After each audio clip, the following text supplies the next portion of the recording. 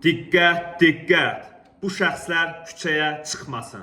May ayında güclü maqnit qasırğası gözlənilir. Meteoroloqların fikrincə onların təsiri yerdə də hiss olunacaq. Məlumata görə 5-7 mayda güclü, 2, 18, 20, 28 mayda orta intensivlikdə, 10 və 21 may tarixlərində isə zəif maqnit qasırğası müşahidə ediləcək. Həmin günlərdə özümüzü necə qoruyaq? Qlobal infaza danışan elmlər doktoru Professor Adil Qeybulla deyib ki, bəzən günəşdə güclü partlayışlar baş verir. Nəticədə maqnit qasırğası 8 dəqiqə ərzində yer kürəsinə gəlib çatır. Düzdür, atmosferimiz onun qarşısını xeyli alır, amma proses canlılara da təsirsiz ötüşmür. İnsanların adaptasiya imkanları dalğalara qarşı kifayət qədər yüksəkdir. Lakin bəzən meteohəssas şəxslər özlərini pis hiss edirlər.